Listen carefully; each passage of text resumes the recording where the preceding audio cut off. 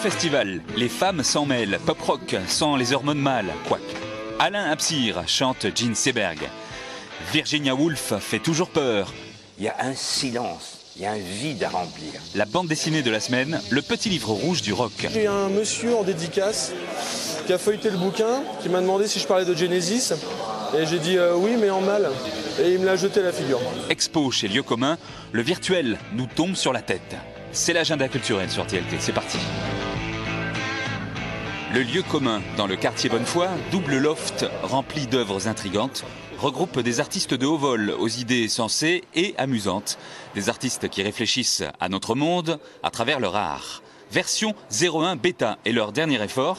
Comment l'informatique règne sur nous et sur eux. C'est une exposition en fait qui fait un constat, le constat que des pratiques traditionnelles, de la peinture, de la sculpture en fait, sont envahies, utilisent des signes, mais aussi des processus qui trouvent leur origine dans l'informatique, dans le monde du multimédia, dans les jeux vidéo. Les artistes n'échappent pas à ce que vivent les autres êtres humains.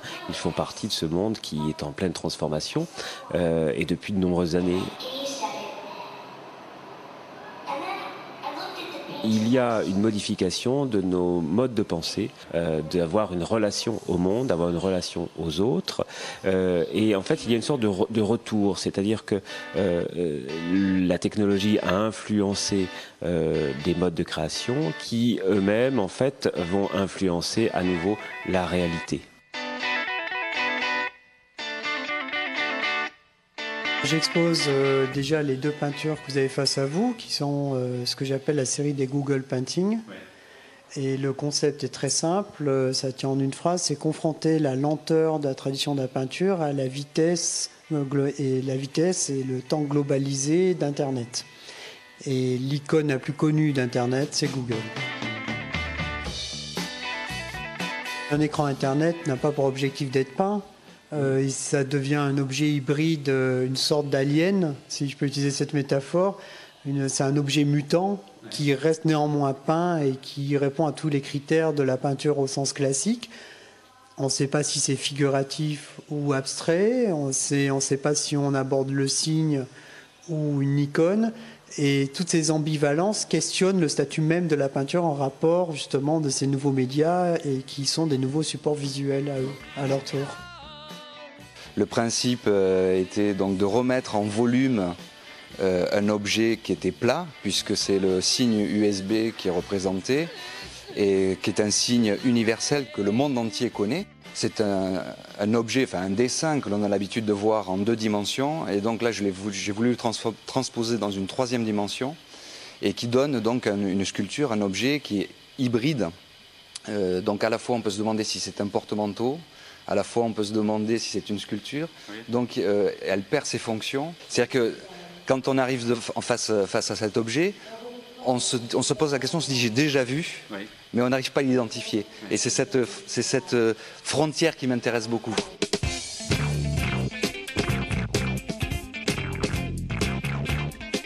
Il n'y a pas un corps de métier aujourd'hui qui ne soit pas influencé par l'informatique. Toutes les méthodes de travail ont changé, utilisent l'ordinateur aujourd'hui. Donc fatalement, nous les artistes, on l'utilise aussi. Et donc on pose beaucoup. Et le but de notre jeu est de faire poser des questions aux gens, à savoir est-ce qu'on connaît vraiment l'outil informatique, est-ce qu'on sait vraiment à quoi il sert et est-ce qu'il est bénéfique. Moi je pense que la capacité de la peinture, c'est cette grande faculté de mutation, de pouvoir... On a dit, moi j'ai commencé dans les années 90, j'entendais la peinture est morte, elle est dans la capacité d'inventer des sujets, il faut utiliser des images numériques, il faut passer à la vidéo. Il se trouve que j'utilise toutes ces pratiques et il m'est paru évident d'hybrider ces pratiques avec la peinture. La peinture, elle a la faculté de muter et c'est ce que j'ai voulu montrer. Pour moi, le monde, dans l'histoire de l'art, c'est le sujet monde. C'est le monde tel que l'humain se représente et l'image qui s'en fait, qui l'interprète. Et il se trouve que dans ce sujet monde, il y a des nouveaux facteurs. Il y a les nouveaux médias, il y a la globalisation, il y a Internet, il y a la vitesse des images, il y a tout ça. Et forcément, ça rentre dans le vocabulaire. sont tous des néons que j'ai récupérés chez un néoniste. Leur fabrication a été erronée, soit par une erreur de fichier, par une erreur humaine. Il y a un seul choix que j'ai fait pour récupérer ces objets, c'est d'utiliser soit la ligne, soit la forme arrondie. Voilà. Donc, la pièce s'appelle Recycle Bin, qui veut dire corbeille en anglais. Donc c'est évidemment des objets rejetés, écartés du système de production, qui sont évidemment liés à cette notion d'erreur et à cette dimension physique qui moi m'intéresse, puisque à la fois sont des objets qui sont traités par un système de fichiers qui sont mis évidemment parce qu'il faut passer par un système de tracing, puisque chaque forme est tracée à l'aide d'un outil informatique qui donne après la production une fabrication artisanale et manuelle, évidemment. Donc ce qui était intéressant, c'était de partir de cette idée-là pour montrer quelque chose qui est l'ordre de l'erreur et qui en même temps n'en montre pas cette dimension de la faille. Voilà. Et le choix que j'ai fait des objets sont alternés entre l'idée de la ligne et de la forme arrondie, qui fait référence évidemment au code numérique du 0 et du 1. En même temps, avant de penser à tout ça, avant de penser à des 0 et des 1, quand on débarque, on se dit tiens, des néons fatigués qui pendent à un fil. Moi, ce qui m'intéressait aussi, c'est d'amener l'objet vers autre chose, c'est-à-dire effectivement, ça peut faire référence à une notion de drapé, de forme suspendue, aussi de sorte de coulure, comme on pourrait voir sur un tag sur un mur. Enfin, il y a quelque chose de l'ordre de la déréliction, quelque chose de la notion de la perte.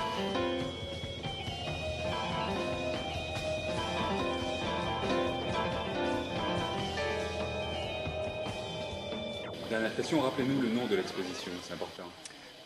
Version 01 bêta.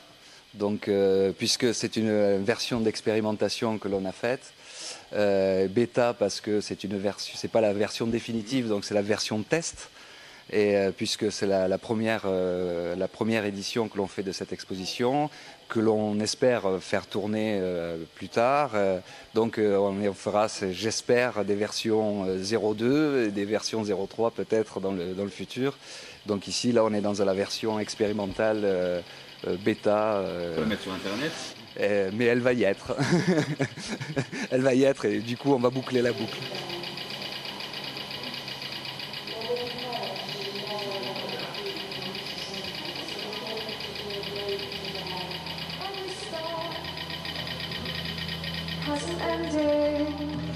Le festival de la création et de la pop féminine, sinon féministe, Les Femmes s'en mêlent, occupe Toulouse la deuxième moitié d'avril. Le programme est disponible sur Internet.